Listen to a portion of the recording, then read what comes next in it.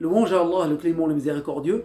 Je demande à Allah d'élever le degré du prophète Muhammad sallallahu alayhi wa sallam et ses frères prophètes et messagers. Est-ce que les prophètes font les petits péchés qui ne reflètent pas une bassesse de caractère? Certes, les prophètes sont les meilleurs des créatures, sont ceux qui craignent Allah Ta'ala le plus. Allah Ta'ala les a élus et la foi en eux est obligatoire. Et on doit les respecter, on doit les glorifier et on doit les aimer plus que nos familles, plus que nos enfants. Et certes, les prophètes sont immunisés contre la mécréance, sont immunisés contre les grands péchés et sont immunisés contre les petits péchés qui reflètent une bassesse de caractère. Alors on va parler de ce qu'ils ont dit, les savants, concernant les petits péchés. Parce que mon avis, ton avis, son avis à lui, ça c'est à jeter contre les murs parce que nous sommes des gens qui suivent les grands savants. Et ils nous ont précédés avant, ayant parlé de ces questions-là. Donc nos paroles n'ont pas de valeur devant leurs paroles parce qu'ils ont la valeur et ils ont assez de science pour parler de ces questions-là avant nous. Et mieux, bien sûr, que nous. On va parler de certains versets, comme le verset que Allah Ta'ala dit dans Surat Al-Fath,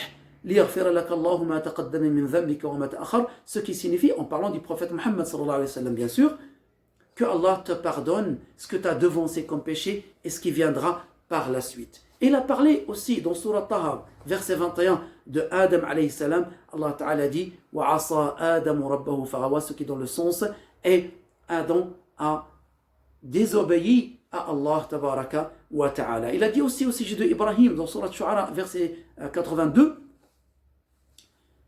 ce qui signifie est celui que je souhaite qu'il me pardonne mon péché le jour du jugement. Il y en a bien sûr d'autres versets à part cela, mais on va se satisfaire de ces trois versets.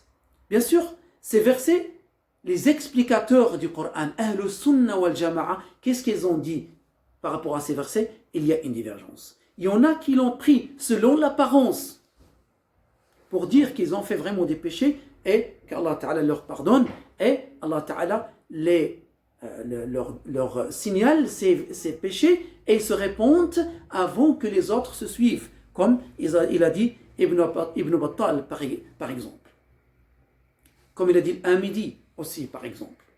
Alors Ibn Abdil Barr, qui est mort en l'année 463 de l'Hégire, dans son livre Istidkar, il a dit dans le tome 3, page 266, il a dit « C'est clair que le prophète Muhammad sallallahu alayhi wa sallam, Allah lui a pardonné les petits péchés qui ne reflètent pas une bassesse de caractère, parce qu'il est immunisé contre les grands péchés, contre la mécréance et contre les péchés qui reflètent une bassesse de caractère. » Donc c'est clair que ce verset veut dire que Allah Ta'ala lui pardonne les petits péchés. Donc c'est une confirmation que le péché arrive de la part du prophète. C'est la parole bien sûr de Ibn Abdul Barr. C'est ni ma parole, ni ta parole, ni sa parole. On rapporte ce qu'ils ont dit les grands savants de Salaf. Ibn Battal a dit quoi? Il a dit Ahlus Sunnah wal Jama'a a dit que c'est valable, on dit que c'est valable qu'il tombe dans les petits péchés en s'appuyant sur le verset précité. Ibn Battal a dit ça dans son livre Explication de Sahih al-Bukhari. Al-Qadi Iyad, dans son livre Al-Shifa, tome 2, page 144. Qadi Iyad est une très très grande référence aussi. Qu'est-ce qu'il a dit? Alors il a dit, et les petits péchés, il a dit Jama'atun min as-salaf, ça veut dire un nombre non considérable de Ahlus Sunnah wal Jama'a, de salaf. Salaf, c'est les 3 premiers siècles, et d'autres, il a dit l'imam al-Qadi Iyad, il a dit, et d'autres parmi al-hadith, les gens du hadith et le fuqaha, ça veut dire les savants, ils ont dit cela. Et il a dit, c'est l'école de Abi Ja'far al-Tabari, l'explicateur du Coran. Al-Tabari est parmi les salaf. Al-Tabari est mort en l'année 224 de l'Hégire. Donc c'est une très grande référence. Rajoutons encore la parole de Nawawi à ce sujet. Il a dit,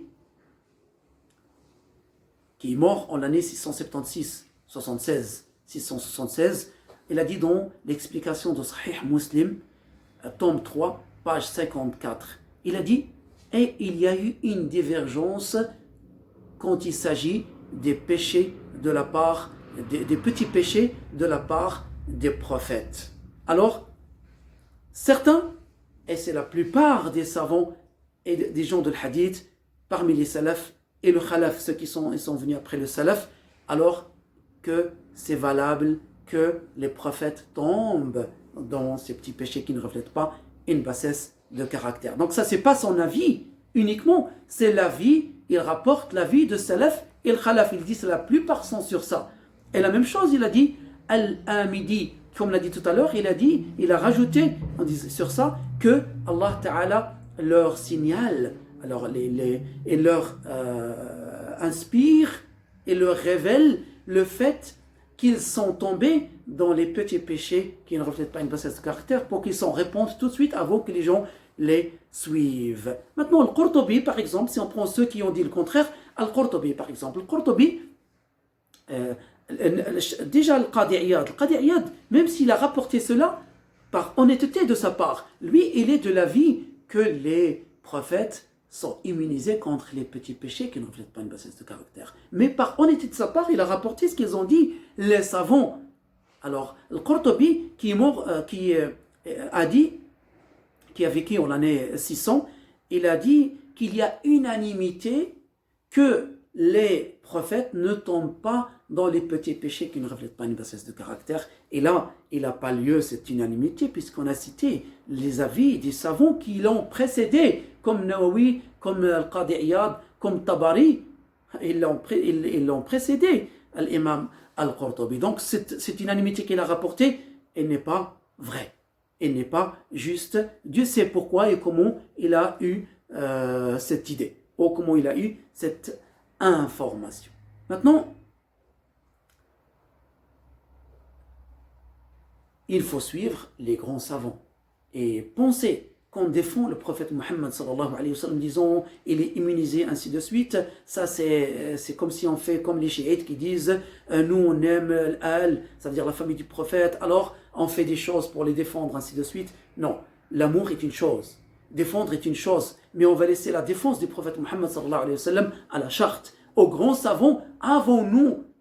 C'est eux qui ont plus d'habilité et plus de science pour défendre le prophète Mohammed sallallahu alayhi wa sallam. Et là, ce qu'on a dit, ça n'atteint pas au degré du prophète Mohammed sallallahu alayhi wa sallam, parce que ce sont des enseignants à la communauté et Allah Ta'ala a élevé leur degré. Et le fait que certains savants ont dit qu'il c'est possible qu'ils fassent des petits péchés, mais on est des êtres humains. Et le prophète sallallahu alayhi wa sallam lui-même a dit Kullu bani adama khatta'un wa khayrul khatta'ina at-tawwabun. Alors, tout être humain, ce qui signifie tout être humain, tombe dans un péché. Et c'est l'avis qu'ils ont pris énormément de savants de Ahlu as-Sunnah ou al-Jama'a. Et c'est cela qu'il faut suivre et non pas n'importe qui vient nous dire des avis comme ci, comme ça, pour défendre le prophète Mohammed sallallahu alayhi wa sallam ou pour essayer de critiquer ceux qui ont dit cela.